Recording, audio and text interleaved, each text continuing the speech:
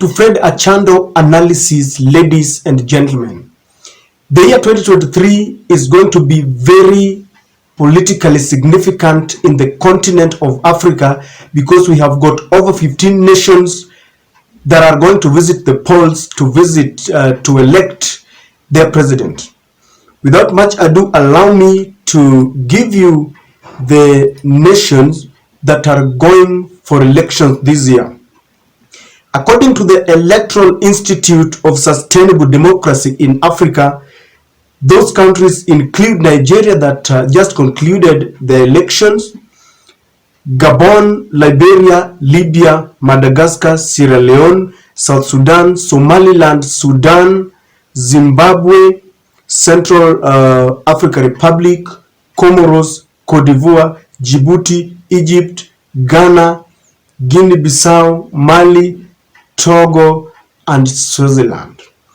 Those nations will go for elections to elect their leaders. And that is why I'm saying that this year is very significant as far as elections are concerned. But if there is one thing that has remained to be a thorn in the flesh in our African continent, is the fact that we cannot procure a free, fair, and credible and verifiable elections. Because after the result of every African polls, then people go to the streets, or the result must end up in our courts that will always rule in favor of the ruling party. Now, one of the people who is still piling pressure on the administration to open the servers to prove to the whole world that he won the elections in August is Raila Odinga, the Azimio party leader. Because after the last elections, the IEBC, the body that manages Kenyan elections, declared his closest opponent, William Ruto, as the winner. And this case went to the Supreme Court, which sustained the ruling that William Ruto won. But Raila Odinga has rejected the outcome and is challenging William Ruto and the IEBC plus the Supreme Court to open the servers so that he can prove to the whole world that he won the election. Now, his quest for electoral justice has divided this continent right in the middle. There are those who support Raila Odinga, telling him that he should go on to the end so that the other parts of Africa can emulate what he's doing. But there is another clique that believes that Raila has got a penchant of rejecting election results in every election cycle. One of the people who congratulated William Ruto was the Nigerian Peter Obi, the Labour Party presidential candidate.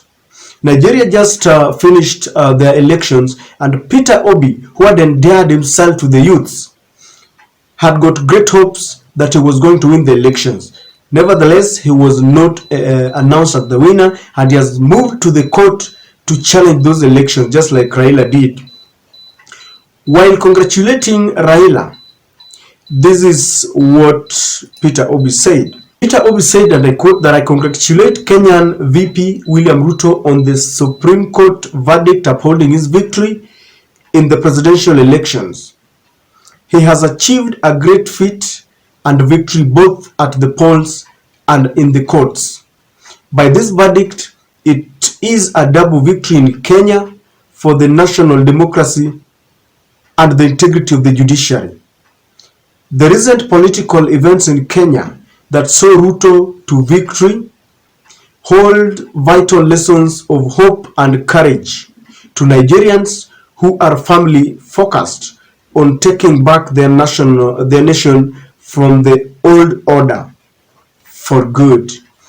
That was the message from Peter Obi, and I must agree with Peter Obi, because he's one person who waited for the process to be complete until such a time when the Supreme Court declared William Ruto, because that was the end. From the Supreme Court, according to our constitution, you can never head anywhere to challenge elections. So that is what Peter Obi said. But there is only one thing about his statements that caught my attention. He said that The recent political events in Kenya that saw Ruto to victory hold vital lessons of hope and courage to the Nigerians. Now, before the Nigerian elections, Raila had been invited to go to Nigeria to give a speech about the Kenyan democracy. And Raila urged people like Peter Obi to unite together to condemn electoral malpractices. And this is the speech that Raila gave. Elections and democracy are failing in Africa, not because a majority of African voters prefer authoritarianism, non-democratic forms of government. It is happening because an organized elite keen to protect narrow selfish interests has forged strategic alliances and captured strategic systems and institutions of various nations with the sole purpose of subverting the substance of elections. In a number of countries, we are witnessing a situation in which the majority is increasingly at the mercy of the minority with regard to free, fair, transparent, and credible elections. Africans who wake up at dawn, stand in long queues all day to cast their ballot, end up with the results that indicate their voters were not counted and did not count. Here's my call to action. If Africa's elite autocrats are uniting against free and fair elections, Africa's democrats must also unite and defend democracy. We must build a continent-wide democracy coalition and look out for each other. The continent's democrats must treat the subversion of election anywhere on the continent as subversion of the people's will everywhere on the continent. It should be clear in the word and deed that whoever makes a move to ascend to power by means other than credible and constitutional elections is not only condemned, but subjected to sanctions and removal from such office. So far, the trend has been that an election malpractice that goes unpunished in one country provides a script for another country and then becomes the new normal.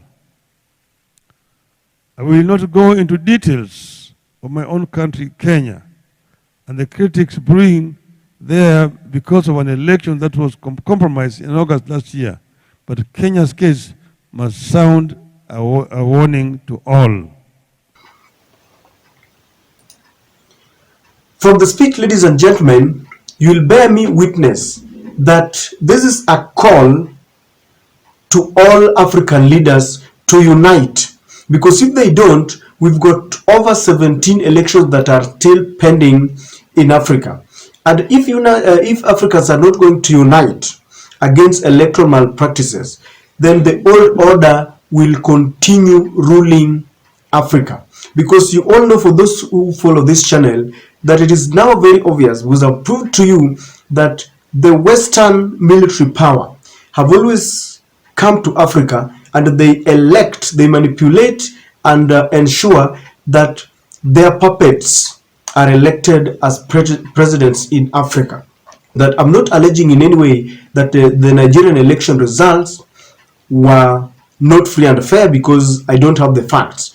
But I'm just saying that Peter Obi, a man who thought that he had got a lot of hope and courage for the Nigerian nation, is now fighting the very, very things that Raila was fighting, because he doesn't agree with the body that manages elections in Nigeria, just like Raila did not trust our IEBC. He has now gone to the courts to challenge these results, just like Raila went. But there's one thing that I can assure you, and for the supporters of Peter Obi who are watching, I can assure you that the electoral commissions in African nations and the courts will always work in cahoot.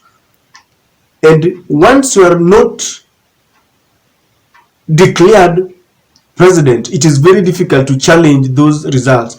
The only time it has ever happened was in Kenya in 2017, when we had a courageous judge who defied all the threats from the state and nullified the elections, and people had to go for elections. So Peter Obi has lost this. He has to wait for their next elections. But for the other nations, and even for Peter Obi, because among the people who contested, he was one of the youngest at 61, and he had endeared himself to the youth. I saw him going to thank the voters, and I think he's still building himself to ensure that in case the courts will deny him, will not declare him, or will not declare that they go back to the elections, then he can focus on the next election. They must unite together. They must condemn the international community, and they must condemn those presidents who are not validly elected, but they continue ruling. Anytime elections will be happening in Africa, the ruling states will combine together with the electoral commissions and the courts, and they will ensure that the opposition do not win, and it will be a cycle. Raila advised them that they must have the Democrats who will rise up against the autocrats, because it seems like Africa is now divided. The presidents who are in power have formed a formidable force so that they share ideas on how to deny those opposition leaders who want to wrestle power from them. So Raila is telling them that there must be another wing of Democrats who will rise up against the autocrats and form a formidable force.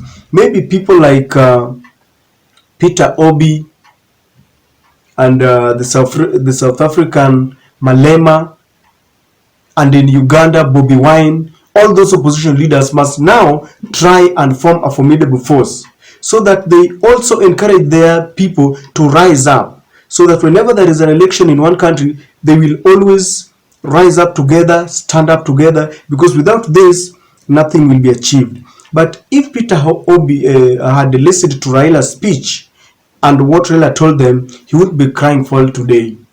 He would be congratulating one person whom he knows very well there were controversies around his winning, and saying that there was a lot of hope.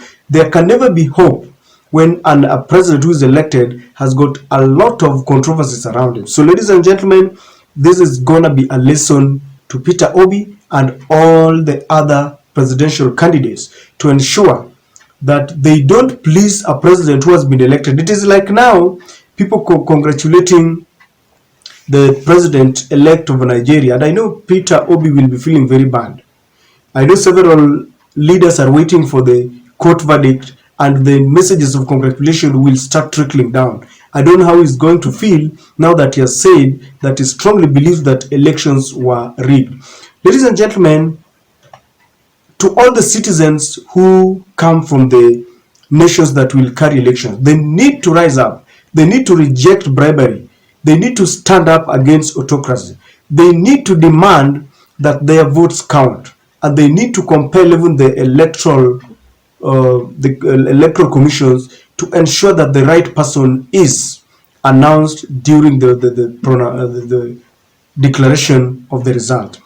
And so, ladies and gentlemen, I don't know what to think, but I feel that this year is going to be very significant to our continent. I don't know what to think, but this is my take.